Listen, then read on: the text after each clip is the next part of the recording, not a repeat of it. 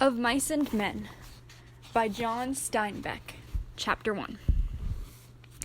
A few miles south of Soledad, the Salinas River drops in close to the hillside bank and runs deep and green. The water is warm, too, for it has slipped twinkling over the yellow sands in the sunlight before reaching the narrow pool. On one side of the river, the golden foothills slopes curve up to the strong and rocky Gabilan Mountains, but on the valley side the water is lined with trees, willows fresh and green with every spring, carrying in their lower leaf junctures the debris of the winter's flooding, and sycamores with mottled, white, recumbent limbs and branches that arc over the pool.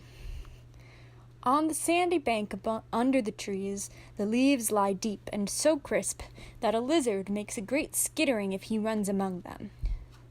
Rabbits come out of the brush to sit on the sand in the evening, and the damp flats are covered with night tracks of coons, and with the spread pads of dogs from the ranches, and with the split wedge tracks of deer that come to drink in the dark. There is a path through the willows and among the sycamores, a path beaten hard by boys coming down from the ranches to swim in the deep pool, and beaten hard by tramps who come wearily down from the highway in the evening to jungle up near water. In front of the low horizontal limb of a giant sycamore there is an ash pile made by many fires. The limb is worn smooth by men who have sat on it. Evening of a hot day started the little wind to moving among the leaves. The shade climbed up the hills toward the top. On the sand banks the rabbits sat as quietly as little gray sculptured stones. And then, from the direction of the state highway, came the sound of footsteps on crisp sycamore leaves. The rabbits hurried noiselessly for cover. A stilted heron labored up into the air and pounded downriver. For a moment the place was lifeless, and then 2 men emerged from the path and came into the opening by the green pool. They had walked in single file down the path, and even in the open one stayed behind the other. Both were dressed in denim trousers and in denim coats with brass buttons. Both wore black, shapeless hats, and both carried tight blanket rolls slung over their shoulders. The first man was small and quick, dark of face, with restless eyes and sharp, strong features. Every part of him was defined. Small, strong hands, slender arms, a thin and bony nose.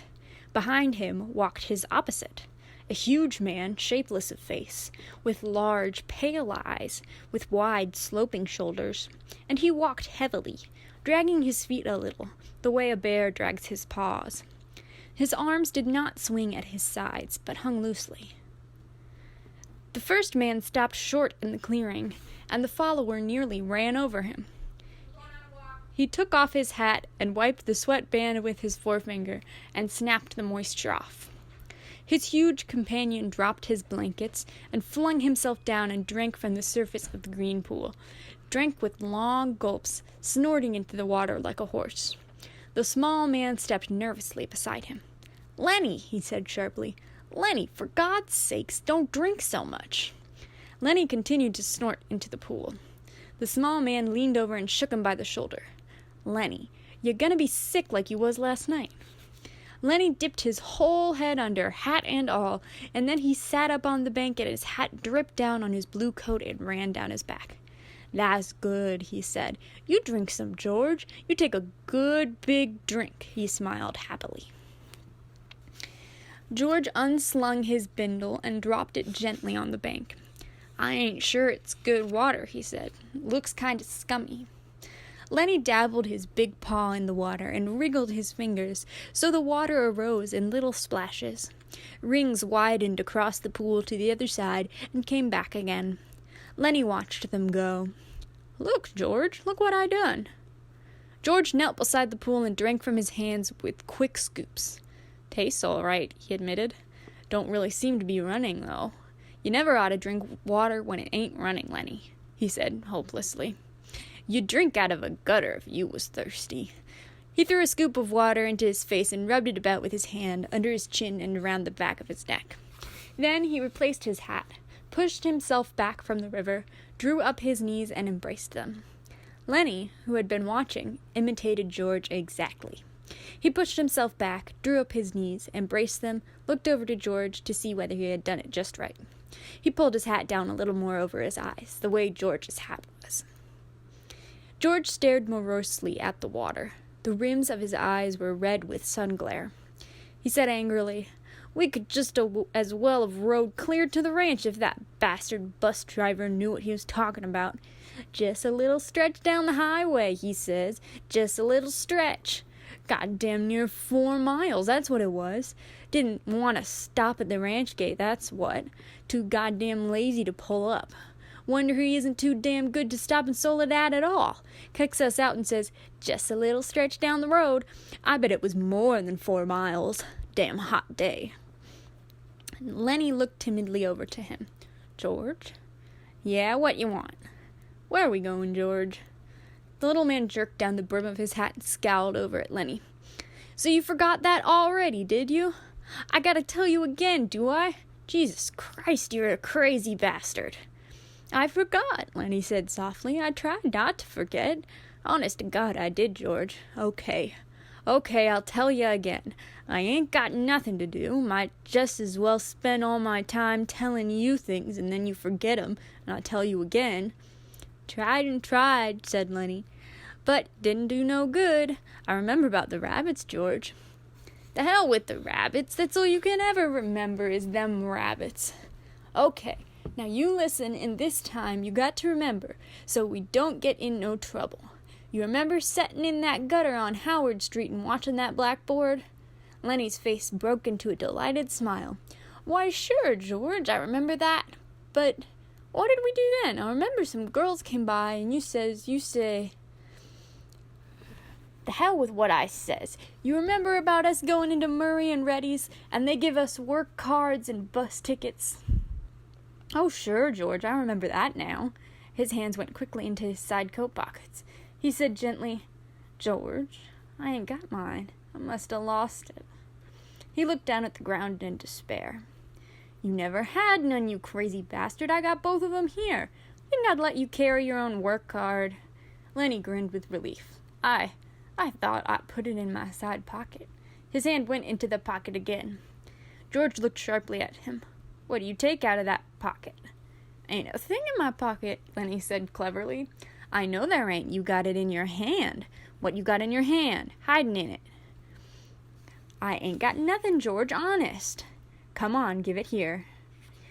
Lenny held his hand closed away from George's direction. "It's only a mouse, George." "A mouse? A live mouse?" Just a dead mouse, George. I didn't kill it. Honest, I found it dead." "Give it here," said George. "Aw, leave me have it, George." "Give it here." Lenny's closed hand slowly obeyed. George took the mouse and threw it across the pool to the other side, among the brush. "What you want of a dead mouse, anyways?" "I could pet it with my thumb while we walked along," said Lenny. "Well, you ain't petting no mice while you walk with me. You remember where we're going now?"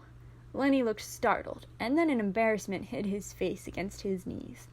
"I forgot again." "Jesus Christ," George said resignedly. "Well, look, we're gonna work on a ranch like the one we come from up north." "Up north?" "In Weed." "Oh, sure, I remember. In Weed. That ranch we're going to is right down there about a 1/4 mile. We're going to go in and see the boss. Now, look, I'll give him the work tickets, but you ain't going to say a word. You just stand there and don't say nothing. If he finds out what a crazy bastard you are, we won't get no job, but if he sees you work before he hears you talk, we're set. You got that?" "Sure, George, sure, I got it." "Okay. Now, when we go in to see the boss, what you gonna do?" I, Lenny thought. His face grew tight with thought. "I ain't gonna say nothing, just gonna stand there." "Good boy, that's swell. You say that over 2-3 times so you sure won't forget it." Lenny droned to himself softly. "I ain't gonna say nothing. I ain't gonna say nothing. I ain't gonna say nothing. Okay, said George, and you ain't gonna do no bad things like you done in Weed, neither. Lenny looked puzzled. Like I done in Weed? Oh, so you forgot that too, did ya? Well, I ain't gonna remind ya. Fear you'd do it again. A light of understanding broke on Lenny's face. They run us out of Weed, he exploded triumphantly. Run us out? Hell, said George disgustedly. We run. They was looking for us, but they didn't catch us. Lenny giggled happily. I didn't forget that, you bet. George lay back on the sand and crossed his hands under his head, and Lenny imitated him, raising his head to see whether he was doing it right. God, you're a lot of trouble, said George. I could get along so easy and so nice if I didn't have you on my tail. I could live so easy and maybe have a girl. For a moment, Lenny lay quiet, and then he said hopefully, We're gonna work on a ranch, George. All right, you got that. But we're gonna sleep here, because I got a reason. The day was going fast now. Only the tops of the Gabalon Mountains flamed with the light of the sun that had gone from the valley. A water snake slipped along the pool, its head held up like a little periscope. The reeds jerked slightly in the current. Far off toward the highway, a man shouted something, and another man shouted back. The sycamore limbs rustled under a little wind that died immediately. George, why aren't we going on to the ranch and get some supper? They got supper at the ranch. George rolled on his side. No reason at all for you. I like it here. Tomorrow, we're gonna go to work. I seen thrashing machines on the way down. That means we'll be bucking grain bags, busting a gut. Tonight, I'm gonna lay right here and look up. I like it. Lenny got up on his knees and looked down at George. Ain't we gonna have no supper? Sure we are, if you gather up some dead willow sticks. I got 3 cans of beans in my bindle. You get a fire ready. I'll give you a match when you get that sticks together. Then we'll heat the beans and have supper. Lenny said, I like beans with ketchup. Well, we ain't got no ketchup. You go get wood. And don't you fool around. It'll be dark before long.